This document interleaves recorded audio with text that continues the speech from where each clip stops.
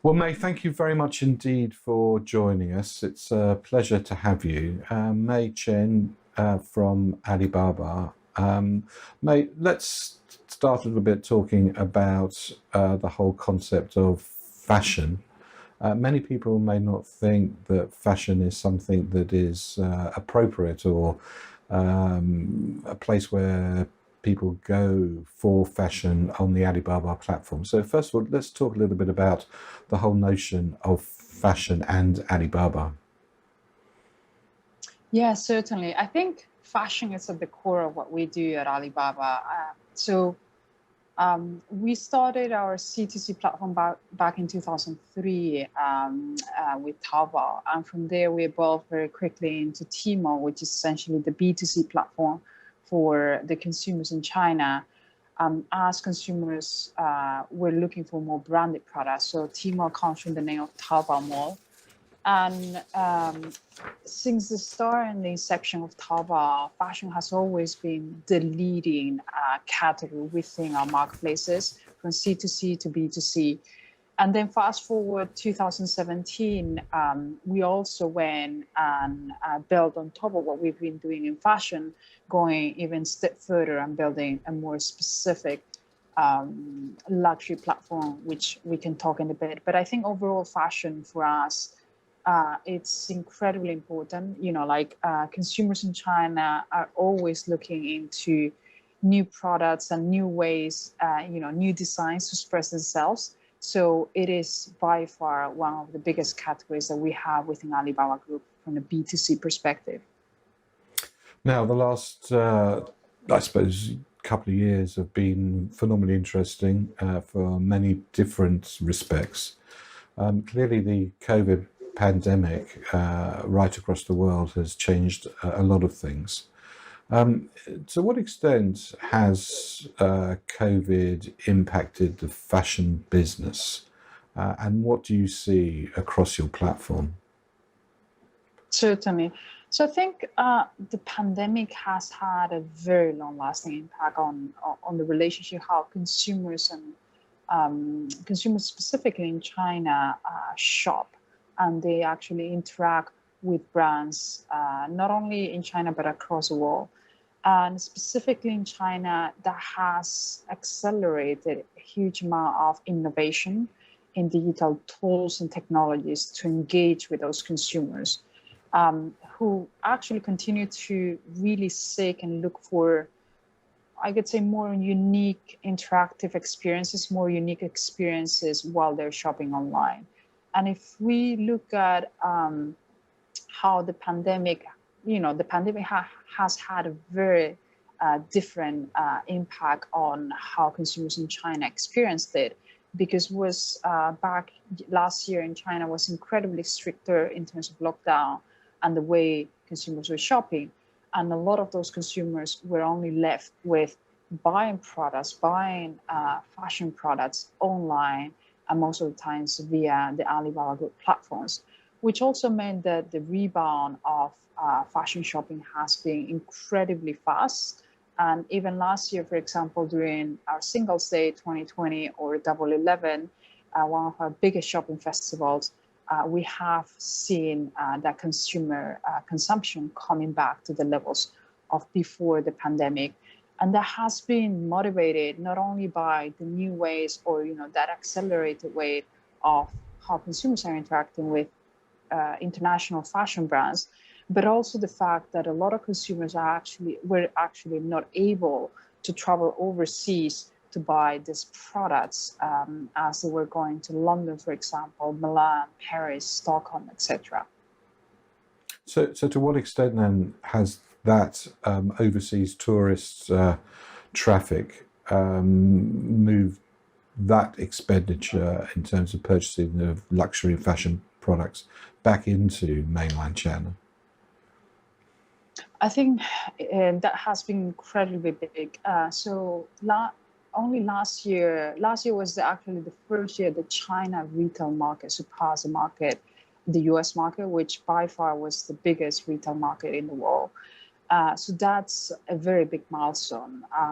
Then secondly, if we look at fashion and fashion and luxury specifically, we can see that more than 50% of the all transactions are actually via online. And the pandemic has a long-lasting way of impacting that relationship between brands and consumers, because during that time, consumers realized that they could be benefiting from shopping online as they have done during the pandemic. So that kind of behavior has stayed.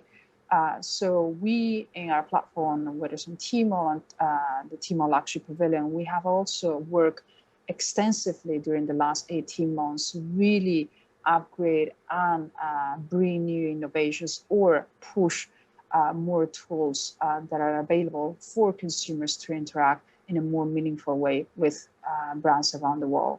Be it, for example, a live streaming, which is a technology that we have had for many, many years, but the pandemic has accelerated the use of live streamings to connect more with consumers from the branding perspective, from a transaction perspective, or potentially what we have done also with a certain number of brands, like AR shopping. Like you can point at your finger and you can see how a ring would look like on your hand.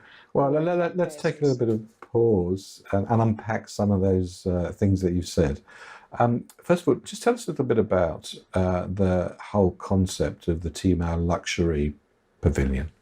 Yes, so Tmall Luxury Pavilion, it's a digital platform that we have created back in 2017, around 4 years ago. And the whole objective of creating such a differentiated and unique platform for the luxury industry, specifically in China, was because we felt there was, first, a huge amount of consumption in luxury. Two, we felt that there was not a solution for Chinese consumers, a one-stop shop. And three, it was a way to help this international luxury houses and maisons to digitalize even further in China. So when we created the platform, it's a platform that actually sits on top of our technology, our B2C technology on Tmall. So it's not a separate platform per se. It sits on top of that. And it caters luxury consumers from one side and also luxury brands from the other side. When we launched the platform in August 2017, we were working with around 65 brands roughly. Fast forward today, we're working with more than 300 companies and brands from all around the world, be it, for example, Cartier, Burberry, Bottega Veneta. So brands from every single subcategory within what I could call the luxury industry, whether it's ready-to-wear, handbags, watches, jewelry, hotels, for example, cars, etc. So it is a very unique platform because we just want to create that very unique and one-on-one experience that luxury wants to bring to those consumers. And we've been extensively working with brands and also consumers to keep on upgrading the benefits within those platforms that are more distinctive to the ones that we potentially have on the B2C Tmall platform. Now, luxury brands were probably the slowest of many of the categories to embrace digital. Talk to us a little bit about what you just said about the concept of using virtual reality and other highly digitized techniques in order to give the customer a experience that in some way replicates the experience they might have in a virtual environment. In a physical environment. Certainly. I think a couple of things that we need to be aware when it comes to luxury in China. One is the luxury landscape in China is slightly different to the one that we may be used to in Europe or in the US. Let's say, for example, from a consumer perspective, the luxury consumers in China, on average, they are between 10 to 15 years younger to any of the luxury brands consumers in Europe or in the US. And therefore, because of that, the way you interact with those consumers, what we could call millennials or Gen Z, is way different to how you interact with slightly different consumer base. So that's one. And these consumers are incredibly open and eager to try new things when it comes to to shopping online specifically. So a couple of the examples that are very interesting is, like during the pandemic, a lot of people obviously were locked at home, and what certain high-end shopping malls did was retrain their sales associate to really kind of like live stream either on a one-to-many or one-to-one basis the products through the mobile phones directly to the consumers, as they were sitting at home on the living rooms, the rooms, etc. So I think those are experiences that I see really kind of like widespread in China, within luxury consumers in China, and they have taken the advantage of leveraging technology to really connect these more traditional luxury brands to consumers that are looking for new ways of engaging. Another thing that could be quite interesting is, for example, what we have done this year during May 20th, and we actually use for this campaign, which is what we could call the second St. Valentine's, because 520, the three kind of like numbers, if you pronounce it in Chinese, sounds very similar to "I love you" in Chinese. Well, no. All I need. Yeah, sorry, I couldn't hear you before, David. Yes, 我爱你, and that's actually a very interesting campaign. So the good thing for Chinese couples is that if you miss the initial February 14th St. Valentine's, you have a second one that you can catch up with your partner or your loved ones with. That would suit me down to the ground, actually. And during this campaign, we actually used avatars, because within the Tmall experience, every single consumer has a digital avatar, and we leverage these digital experiences for these consumers to dress them with certain designs by brands like Balenciaga, Alexander McQueen, Hugo Boss, designs from Net-a-Porter. So you could essentially have your avatar dressed up in this digital environment with those high-end luxury brands. And on top of that, which is incredibly interesting, is that, like if you really like those, as you share with your friends, those garments and designs, you can actually buy them in the real world. So it's really leveraging the best of both worlds, of what we could call phygital, from the physical world, and also the digital world in the last couple of months. I mean, that's also quite interesting, because the way in which you've described it, it seems that the luxury brands in that type of environment are sharing space. So we were very used to luxury brands owning their own environment, their own space. But from what you say, it appears that in a sense they're transcending that in that digital environment. Yeah, no, that's totally correct. And I think that's a reflection of how consumers behave, right? Myself or my friends, we don't actually go out and dress head to toe of Chanel or McQueen. You actually do dress up, and you combine 3, 4, 5 different brands. You potentially have a handbag from Celine, a blazer from Chanel. Your kind of like shirt could be from Uniqlo, for example, Zara. So that's a reflection of how consumers in China dress up and also consume. They don't necessarily just buy one brand, a full look of one brand, which is the case across the consumers in China. They really want to combine the brands the way they feel they look the best. And that's a way for a lot of those Gen Z consumers and millennials, just a way to express themselves through the things that they wear and the things that they put on their body in a way. May, tell us a little bit about the virtual ring you mentioned a few moments ago. Yeah. How does that work, both from a brand owner perspective and also from the consumer? Yeah, so AI try-ons, it's something that within the Tmall Luxury Pavilion and within Tmall is something that we have been working on with brands for the last, I would say, at least 5 years. I know that in the Western world, in the UK and some other countries in Europe, is something that brands are embracing in the last, I would say, a year or 2 years, since 1 or 2 years ago.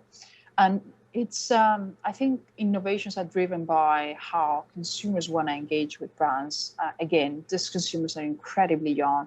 We're talking about 20 to 30-year-old consumers in China that are shopping for luxury brands. So essentially, within our Tmall within the Tmall or Tmall luxury pavilion environment, you essentially open the app and you can, for example, if you want to try on a ring or a pair of sunglasses, even a pair of sneakers or shoes, you can actually point at, say, for example, as your feet, and really see how those designs will look in you specifically, which is quite interesting because, like that's you can get a sense of how whether you could like the product on you specifically, and then at the same time you can actually purchase this directly after that try on.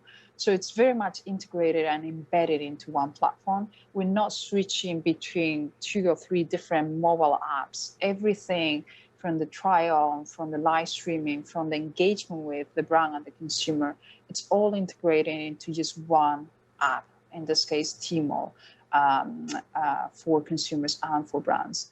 And that brings a huge amount of data points and data points for those companies to be able to even make it more efficient as they segment the consumer bases in different regions in China, to be able to do more specific campaigns, for example, for consumer space in the northern parts of China versus the one based in the southern parts of China.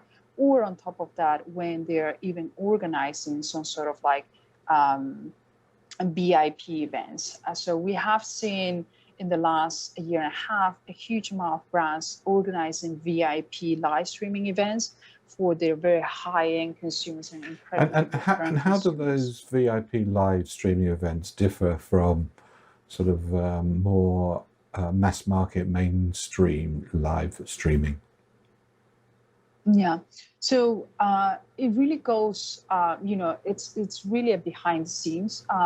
I'll give you an example. When consumers in China get invited to a VIP Cartier offline or brick and mortar kind of like event, most of the times it's a way for Cartier in this case to engage with those consumers when they're launching a new product line. They go behind the scenes on how the design of the specific collection was conceived, how they were making those products. So on a VIP live streaming kind of like environment, it's similar to that. Instead of going to the store, you're sitting in your rooms or you're sitting in your living room at home, and you have a host that runs you through the products that you are getting introduced to, that potentially some other consumers have not had the chance to get to know or get their hands on, because either it's an exclusive collection or it's a pre-launch that most of the consumers don't get access to until later on during the year. Now, moving the clock onwards a little bit to the 2021 11/11, what are you predicting personally for the way in which the luxury sector is going to perform? What should we really be looking out for over the course of these 11 days?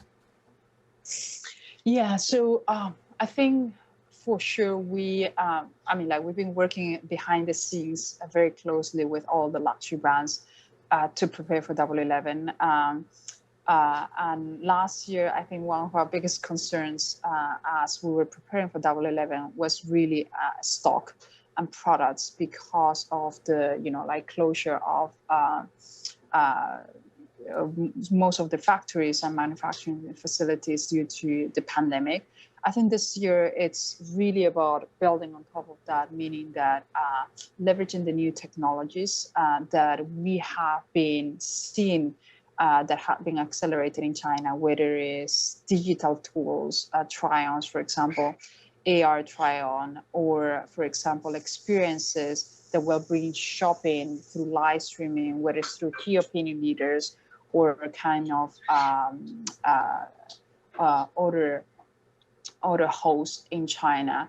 On top of that, what I'm also seeing is that brands will, especially luxury brands, will leverage this opportunity to launch very small collections of exclusive products, because that resonates incredibly well with Chinese consumers. And we have seen that already working very well. For example, last year, French luxury brand Longchamp, they actually launched a very special collection years before Double 11. So we will see more and more of that across all the luxury spectrum, whether it's handbags, ready to wear, cars, for example, and even kind of like jewelry brands in China. Now, many people watching this might be thinking, well, given all you've said, given the changes of the consumer and also the way in which the technology is being deployed in order to make products come alive in a virtual environment, maybe think, well, what should we start to be doing or accelerate doing in order to make sure that our brands continue to remain relevant for Chinese consumers going into the future? I could say embrace the new technologies, because as you mentioned, sometimes with a more European mindset, we tend to be slightly more traditional. And I think that's because of the consumer base that we most of the times interact from a luxury consumer perspective in Europe. I think, again, in China, those consumers are incredibly young. So they are incredibly open and they're eager, they're hungry for new ways of interacting with companies. And most of the times, those incredibly young consumers are always attached to their mobile phones. So you really need to think hard about really engaging in a more mobile-friendly way, using technologies like live streaming. Just to give you a sense, last year, around 90% of brands across all industries were using live streamings to interact with their consumers, not necessarily from a sales and transactional perspective, but it was very much about, really recruiting new consumers, getting, recruiting more consumers for this specific brands and engaging in a more meaningful way by introducing them, whether it's to products that they already have, continuing the products that they already have in the portfolios, or even some more exclusive and unique lines that they were introducing during Double 11. And again, this live streaming, it doesn't need to be hosted by a professional. We're not talking about a professional presenter or a key opinion leader. A lot of these luxury companies and brands actually were leveraging their chief executive officers or their China presidents to kind of like come and engage with those consumers, which is quite interesting, because from a Western perspective, you could not really think about a CEO coming and presenting the products to the consumers. Well, no, I mean, I think that's quite fascinating, especially as if you look at the way in which the luxury brands right across the world are determined or have been determined to control very strongly the communication, the images that are being used, I mean, quite rightly, to enhance and protect the perceptions of the brands and investments that they put in brand development. So it's quite interesting on live stream, because you sort of expect that a luxury live stream would be highly produced, would have amazing production values, would be a story in its own right, maybe even a commercial in its own right, or a documentary in its own right. But from what you're saying, it seems that the type of live streaming that even luxury players are doing is much more one-on-one. It's much more unscripted, and it's a different relationship and different type of storytelling. Yeah, and I think the other thing that it's very important is that live streaming is very much it's not only a one-way street. Because live streaming in China specifically is very much an interaction between the host, whether it's a CEO or a professional host like key opinion leader, and the audience. Because as you are live streaming the products, most of the times through a mobile phone, you actually can see the feedback coming in from the consumers on a real-time basis. So sometimes, So consumer may when you want say feedback, give us a feel of the type of feedback that you'll be getting the whole time. Yeah, so most of the times, consumers would want to know whether the color is a green, bluish, or whatever it is. So the kind of like the host of the live streamings will go to certain details of the product that potentially on a TV commercial or a video online video commercial you could not really go into. So it's really about presenting the products from a macro level, but also really going into details of what the consumer specifically want to learn. Whether And there is an expectation from the audiences there that if they ask a question on the live stream, that it will be answered directly, immediately by, if it's the CEO, to their particular question. Exactly. So the audience and the consumers are expecting to get their questions answered, and it's incredibly, in a way, it feels like a conversation, right? You're talking to the host or the key opinion leader as you're watching this, and this is very specific to the Chinese industry in terms of live streaming and the luxury industry, and I think that's a key differentiator of how live streams are done between the West and the East. And I think incredibly powerful because you are solving most of the questions of why, potentially a consumer may or may not buy your brand. They really want to know the specific or how, a specific ready-to-wear, a shirt, a blouse could look like.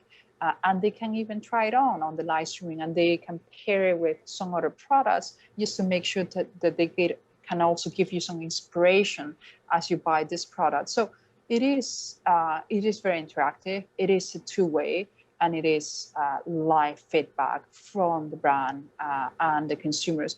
And in a way, for the brands, this is incredibly powerful because things that potentially the luxury brand may have not taken into account, as they're getting this feedback from the consumers, they can improve. They potentially can tweak the design for the next collection. So it's incredibly important and interesting information that the brands are getting as they keep on growing in the Chinese market. Now, you talk a couple of times about the key opinion form and KOLs. Can you talk a little bit about what they are, who they are, how they operate it? Yeah, certainly. So key KOLs or key opinion leaders are essentially influencers in China, and they have a very big followership. Most of the top key opinion leaders in China, like for example Bea, for example Austin Li, Li Jiaqi, they have more than 25 million followers in their social media platforms. And they are an ambassador for a brand, but at the same time, they also represent the best interest of the consumers. They want to make sure that they're able to explain the brand from a more closer way to the consumers, so they can convey what the brand DNA, the brand's kind of like designs and the brand values to their audience across China through the video marketing and live streaming technologies that we have within Alibaba and Tmall. And how important are they as a force? I mean, is it possible to make an impact without KOL? Yeah, so I could say yes, you can certainly make an impact without a key opinion leader. I think the key opinion leaders are very similar in a way to the influencers in the West or celebrities in the West. When you work with certain celebrities or key opinion leaders in China, it's a stamp of quality. Sometimes it's a stamp of they trust these key opinion leaders as consumers, and it drives a really high level of traffic and engagement because there are consumers in China that whatever the key opinion leaders present, they will be watching and they will be more attracted to certain brands if certain key opinion leaders kind of like present those. The top ones, for example, in China, as I mentioned, are Austin Li. His nickname was actually in the past the King of Lipsticks. And Yeah, didn't you have a competition once with Jack Ma? yeah, Who could sell the most lipstick on a live stream? that's correct, David. So a few Double 11s, Singles Day ago, we actually recorded a competition, a live streaming competition between our founder Jack Ma and Austin Lee. That was quite interesting. So both of them, they were trying to sell lipsticks from a number of brands, and unfortunately, Jack Ma only sold a few of them, while Li Jiaqi or Austin Lee. Well, there's a lesson for all of us. So it was quite interesting competition a few Double 11s ago. Now, let's sort of conclude sort of almost where we started. To what extent is the luxury market now embracing all this technology? We've heard from you the extent of it. I suppose the question that I have now, having listened to you, is that what can other sectors learn from the luxury sector, and how can they use those learnings and techniques in order to grow their own brands and grow their own businesses? Certainly. So there are a number of things that we are doing specifically for the luxury industry that I think we have upgraded a lot in the last year and a half, especially due to the pandemic, like ECRMs and kind of like the benefits for the luxury consumers. So I think overall, for any brands across any industries that are interested or are already working in China, I could say live streaming is definitely a technology that you should consider if you're not already doing that. It's a way to kind of like keep that fluid conversation with your consumers. It's not necessarily from a sales and transactional perspective, but really engage in a way that you also will get a lot of feedback from those consumers, because sometimes your brand products that are selling incredibly well in the Western world may not be the best selling products in China. You really need to listen to those consumers to be able to tweak whether you're selling vitamins products, or you're selling food products, or even cosmetics products. The second thing, I think it's also really leveraging what we do in obviously with avatars, that blending of the physical and digital world, because the younger generation consumer, Gen Z and the millennials, are incredibly engaged of the digital space. And in the last year and a half, also what we have seen is not only leveraging those experiences on a digital space, but we have also seen the rise of digital key opinion leaders that only exist in the digital world. And we have been experimenting with brands on our platforms, on Tmall and Tmall Luxury Pavilion, on that for a number of years. And then last but not least, is really about creating those unique, specific products in certain times of the year, whether it's, for example, Double 11 or Chinese New Year. So you really want to leverage those special and seasonal times of the year in China to even connect much deeper with the consumers on Tmall and the Alibaba platforms. Well, Mei, it's been a fascinating conversation. Thank you very much indeed. I'm afraid that time has beaten us. Well, thank you very much indeed, Mei Chen, who's head of luxury at Alibaba for the UK, Spain, and Northern Europe. So, Mei Chen, it's been a pleasure and delight. Thank you very much indeed for joining us. Thanks a lot, David.